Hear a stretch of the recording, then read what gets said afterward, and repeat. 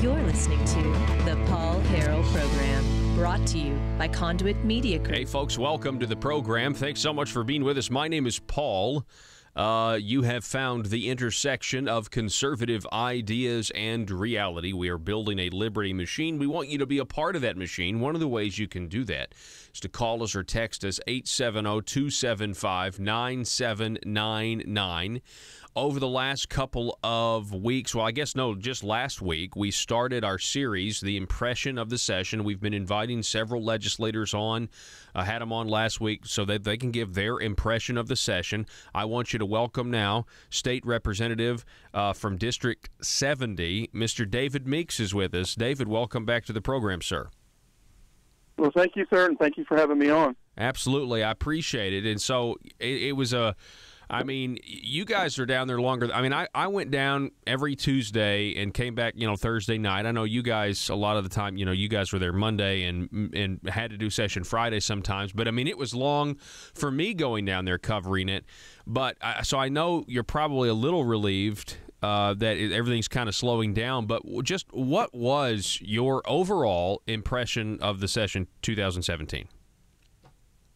Well, I really think, if you'd asked me a couple of weeks ago, I probably would have given you a different answer. But now that I've kind of had time to just kind of sit down and think back over it a little bit, and see what we've done and what we weren't able to do, I think you get just a slightly different answer. But, I'd say overall, obviously we had some victories as far as, the conservative agenda is concerned. But we also had some big losses. And, I had high expectations going into this session because of the numbers that we had in the House and Senate and also having the governorship. And, I think it's safe to say that not all of my expectations were met. And I think that's kind of where, on some big issues like school choice there toward the end, huge disappointment that we could not get either of the major school choice bills to get them through the House. And so, that was highly disappointing. The fact that we were able to move the ball forward on the Second Amendment, and then at the end of the session, we passed a bill limiting that.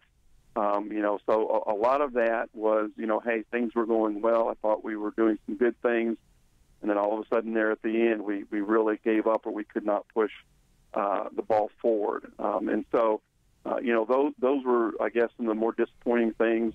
When it comes to taxes, I think that was another disappointing area. We did pass a $50 million tax cut to the low-income folks. We were able to get through a veterans tax cut, but that came at a price in which we raised taxes on some other folks. We were able to keep the internet sales tax bill from getting passed, but Amazon voluntarily, and I think they would have done it either way, but, it was just kind of the timing of it that Amazon, then said, we're going to go ahead and start charging sales tax here in the state of Arkansas. So, unfortunately, it looks like for a lot of folks, they didn't see any tax relief, and as a matter of fact, they will actually see more money come out of their pocket. One bright area was that we were able to stop an increase in fuel taxes. And so that was another bright spot there. Just when we're thinking about the pro-life agenda, we were able to actually move forward on that. And so that was actually good. The area that I'm near and dear with, foster care and adoption, with Senator Alan Clark and some other folks, we were, I think, able to do some really good things in that area to strengthen some of the areas that we needed to strengthen and to reform other areas that we needed to reform. We know that's not the end game on that, but we still have things to do. But I think we made a good step forward on that. So, I guess if I could summarize the session, high points, and there were also some low points as well. We're talking with State Representative David Meeks. I just got to say, David, I think that was a really good summary, a really good overview. I was taking notes feverishly while you were talking about this because you really have hit a lot of the things that I've been talking about. Do you mind?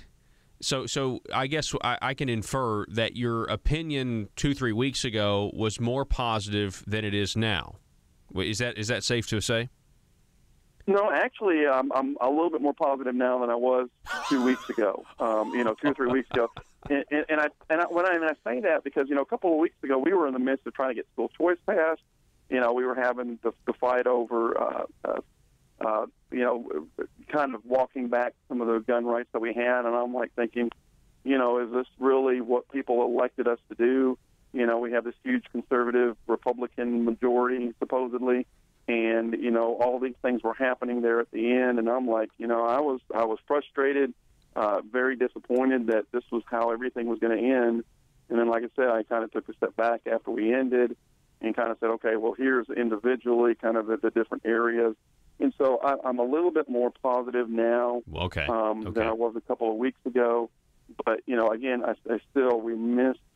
I guess, when you're talking about the expectations that I had, and I can take a look at it as a whole, obviously there was a lot of disappointment in that, and that we could have accomplished so much more in the name of less taxes and smaller government, and we weren't able to do. So it's accurate to say that your expectations were too high coming in. I mean, like you said, these massive Republican majorities. I mean, I think. A lot of people are there. A lot of people had high expectations for what we were going to get done, and we don't have as much to show for it. And let me just kind of repeat some of what you said. And as I go down this list, David, I think about the Republican Party platform, school choice. Yep. I mean, that was a complete whiff. That's in the platform. Second Amendment, like you said, going forward, and that was even a messy process in and of itself. They did finally get the NRA on board, but then the NRA wasn't on board because they undermined the very thing that the governor signed the week earlier. Then, like you said, raise taxes. I mean, I've done the math here. I've got a graph. $380 million was either increased or proposed, and that comes back to, you talk about we stopped the internet sales tax for now, we stopped the fuel tax increase for now, but we were, those are victories, but like you said, we should have been more on the offense, and it doesn't seem like we were. Yeah, and you know what? There was a lot of things that we had proposed. When we're talking about the internet sales tax, we knew Amazon was going to start collecting taxes, and there was a lot of us conservatives. There was a couple of bills even filed on that note to say, look, you know what, guys? We understand the internet. We understand that that's the direction that it's going. But you're promising us that you're going to take this money that's collected and put it in a tax cut, and we could never get that commitment to pass a bill. Representative Rye even had an alternative to that to say, look, instead of increasing taxes on gases, let's take some of this internet sales tax money and divert it directly to roads. And then in a couple of years after you've done your income tax task force, if y'all want to change it or whatever the case may be, and we couldn't even get a commitment to even do that. And so that was, to me, that was disappointing, is the fact that we couldn't even get a 76-member Republican member House, a huge majority over in the Senate to even agree to lock this money away in a fund where it would be harder for the government to actually use it for pet projects. And so that was highly disappointing that we couldn't even get a commitment on that end. Yeah, it's like, I mean, I was against all the revenue increase, but it certainly was going more towards the middle ground if you're trying to, at least save it for supposed future tax reduction. And that kind of brings me to kind of a reoccurring hypothesis or speculation that I've been making with, the leadership in the party, David. They're asking Republicans to continue to vote for revenue increases. And that's just very strange to me, considering what the platform is. And so I've kind of been speculating that we may be in budgetary trouble. We went over an article yesterday that was just over a simple panic button bill for $850,000, and this Democrat Senator Larry Teague is quoted as saying, really, this whole session, we just haven't really had the money to do anything. And so I feel like that may explain why they didn't want to commit the new revenue to go towards tax reduction or roads or anything else, because the leadership, maybe the governor, needs that for maybe something we are not aware of yet. What are your thoughts? Well, I mean, that's obviously a good point. I mean, we passed the $50 million tax cut pretty early on in the session, And then probably about a week later, all of a sudden we get news that the state may have been actually, or maybe on the verge of being about $50 or $60 million short for this, for this fiscal year. And thankfully, I think that has been avoided. You may not be able to spend everything you want out of the B category, but I think the A category, which is the main category, is going to be met there. And so, I don't know how accurate those will actually turn out to be. Once June 30th hit, I don't know if that was used as a ploy to keep us from, doing some of the other things that we wanted to do. But whatever the reason, again, disappointing that we could not. I mean, at the very least, we could have taken that extra money that Amazon was going to put in the coffer by collecting sales tax voluntarily. We could have locked it, and voluntarily. That we could have put it into a long-term reserve, and that could have been there. And during either a special session or even with the Legislative Council, there are certain measures that if it is an emergency, like we're going to end up short or something like that, we could have, voted to take that money and used it to help balance the budget. But again, they were not even willing to do that. So now that money just goes into general revenue. And so, who knows how it may end up being used.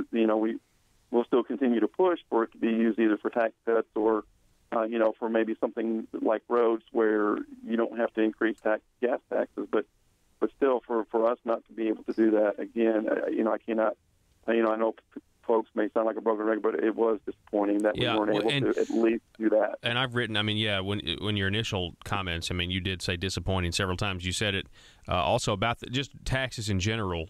And, it was day 2, I believe, January the 10th, I believe, is when the governor gave his address to the joint session, and he called for yet another task force to study taxes. And it's like, well, there was no objection from any of the leadership in the House, really. So you guys were basically done. And this is frustrating from, people who are voting for Republicans for what the platform says. Fiscally, the number one reason we send you guys down there is to discuss how you're going to take money from us, and you guys only really have constitutional authority, once every 2 years when it comes to these policy debates, and so it was real frustrating for me. Was it frustrating for you or any of your colleagues? Well, yeah, I think there was a certain level of frustration, and so that's something that we're going to have to work forward on to see what we can do. I don't have any issue with increasing revenue of the state as long as it's because we're taking things from the federal government that the state should be doing, and I think that's going to be natural. If there is a program that the state could be doing more efficiently without all the federal strings attached, then we ought to take that from the federal government.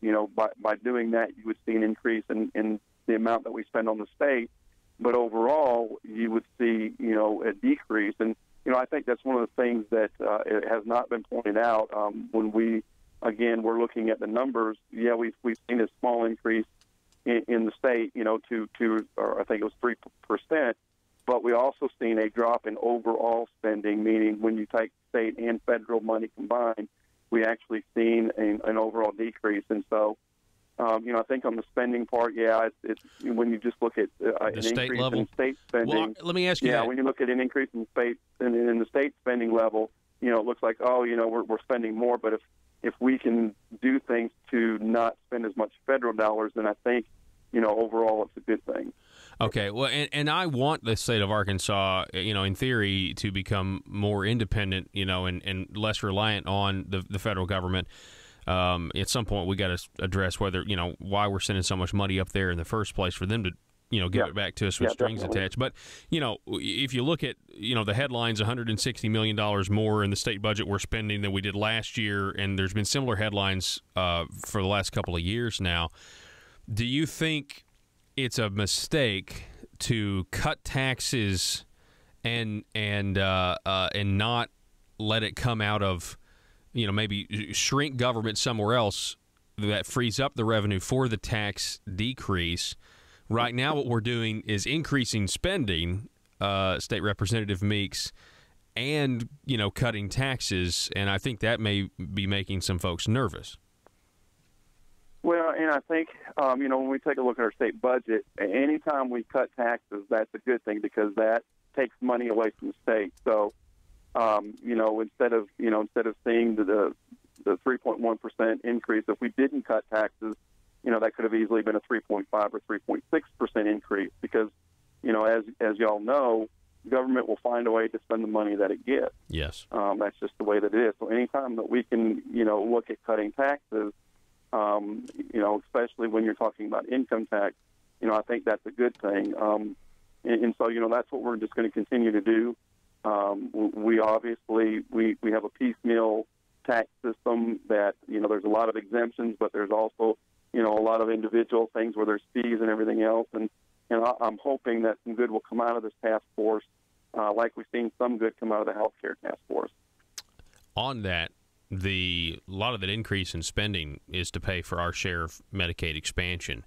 That I feel like that got less attention than it should have, and especially when the enrollment is going up. And I know there's efforts to remove people from the enrollment, but that's worrisome as well. Let me ask one more question, David, and we've got to run. And I so appreciate you coming on the program.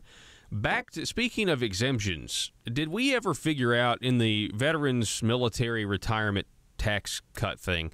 Did we ever figure out how exactly the state is going to tax digital downloads from the internet? That even on the House floor, I don't even think we ever got an answer for exactly how are they going to collect when you download a ringtone. How are they going to do that?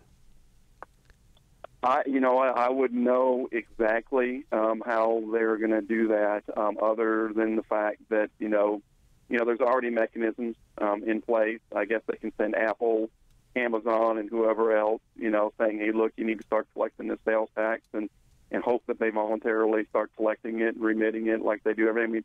I mean, honestly, Apple should already potentially be doing it because they have a physical presence in Arkansas. They have an Apple store anyways. So if they're not doing it, they should be doing it. Amazon has already decided to voluntarily collect it. So, again, I don't know that there's too many other big players that would not or should not already be collecting it. I don't really know enough about digital downloads to give you a more specific answer. Yeah, but okay. Apple, Amazon, they already have it in place. All they got to do is probably just, basically flip a switch or push a button or whatever, and they would start collecting it. So, okay. That's probably, if it's not already in the works, it's probably already going to be in the works anyway. So I appreciate it. It should be something simple, yeah. State Representative David Meeks, thank you so much, and feel free. We'd love to have you on again sometime, and we appreciate you giving us your impression of the session. Definitely, anytime, sir. All righty. Thank you, folks. We got to take a break. You're listening to the Paul Harold program. Back in just a moment.